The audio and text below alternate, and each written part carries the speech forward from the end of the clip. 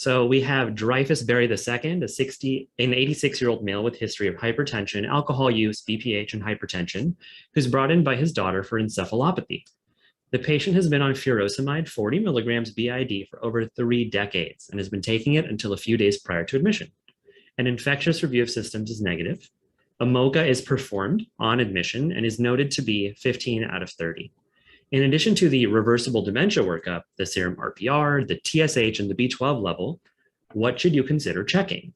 The riboflavin, pyridoxine, thiamine, or zinc? I'll give you 5 seconds to make a choice in your mind.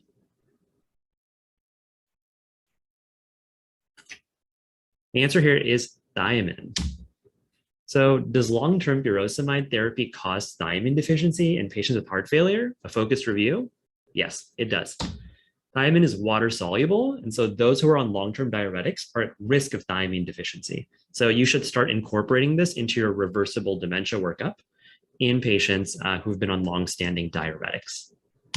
Let's talk a little bit about thiamine deficiency and beriberi. So what the heck is beriberi and how does it fit into this paradigm in your mind? Beriberi is actually a Sinhalese phrase from Sri Lanka. It's translated to I cannot, I cannot. This is in reference to the profound weakness that may accompany the disorder. And so thiamine is critical for the transport of electrolytes in and out of nerve and muscle cells. And so you get a lot of issues with reflexes, you get myopathies, and patients unfortunately become bedbound.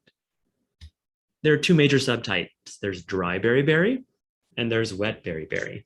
So let's develop a framework for thiamine deficiency. So wet beriberi is heart failure that's caused by thiamine deficiency. Within dry beriberi, I'm going to use 3 main baskets, and they all overlap with one another. So under the first basket is Wernicke's. Wernicke's encephalopathy, it can be marked by ophthalmoplegia, ataxia, and confusion. This triad is only seen in 10% of cases, so don't expect to see all 3.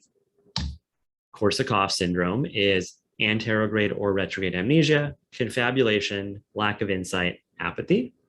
And then there's the everything else category. You don't have to have both of these. You could have just peripheral neuropathies or just a painful glossitis. So in thinking about this, when you're examining a patient, you should have them, basic ataxia assessment should be done, as well as looking at their tongue for glossitis. You never know what you're going to find. Wet beriberi, like I had alluded to, is high output heart failure that is a result of thiamine deficiency. So I was always taught, always give thiamine before giving glucose. And why is that? Well, if you give them a bunch of thiamine, or if you give them a bunch of thiamine without giving glucose, you actually force this pathway down and then they become hypoglycemic potentially. That's based off of a study from a long time ago. And so some folks actually took a look at the literature, and I liked this quote from there. The most often cited source claiming a link between glucose loading and acute onset of Wernicke encephalopathy in thiamine deficient patients is a 4-case series by Watson et al. However, as pointed out by a clarifying article, none of these cases involve the acute administration of glucose. So we've been doing this probably for no reason. That being said, it's an easy enough thing to do, so we might as well do it for now. No one has ever done a study to sort of clarify this, and I don't know if it will ever happen. But don't freak out if you accidentally give the thiamine or glucose before. Okay. I'm sorry, I explained this wrong. I don't know why. You can actually end up consuming too much thiamine if you give glucose first. So if you give glucose, the thiamine will get used up because it's a cofactor, and then you become more thiamine deficiency. More thiamine deficient, I apologize. And we'll review that again for clarity. So how do you replete thiamine? You have to ask yourself, is any intestinal pathology going to affect thiamine uptake? And the answer is yes, in a way. So if you consume alcohol, it inhibits gene expression of 2 different transporters. And so this was found in some nutrition literature. So really oral thiamine is likely sufficient, except in patients who use alcohol, where they should be given IV thiamine to guarantee absorption. We usually do this quite nicely with a banana bag. This is not a banana bag, but I found this picture amusing. Okay, so let's put it all together. We have thiamine deficiency. In Sri Lanka, in Sinhalese, which is the language of Sri Lanka, beriberi means I cannot, I cannot. This is the framework. So for thiamine deficiency, you have wet beriberi and dry beriberi. Under dry beriberi, you have Wernicke's encephalopathy, Korsakoff syndrome, and then the everything else category. You should consider checking serum thiamine levels in patients on long-standing diuretics with encephalopathy. Giving glucose before giving thiamine is based on questionable evidence, but continue doing this until clarifying studies are performed. And alcohol inhibits the enteral absorption of thiamine. So it should be given IV in patients who are thiamine deficient.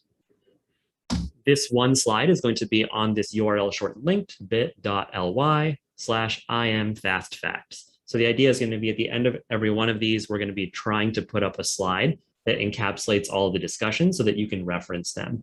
And then you will generate a library if you continue to tune in. If you have any feedback or you want to request topics, I have a separate link for that. Any questions?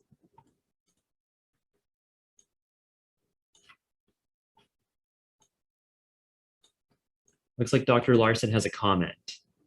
We often think of thiamine deficiency in patients with alcohol use, but should also think of them in pregnancy, especially with hyperemesis and gastric bypass, because they are high-risk groups. Totally agree. Thiamine levels are actually unreliable, as one thiamine-rich meal in the hospital can give falsely normal levels. If deficiency is suspected, just replete, as there are very few downsides. I 100% agree. If you really need to nail the diagnosis, try and add on the thiamine level from the ER. That's your best bet. Anything else?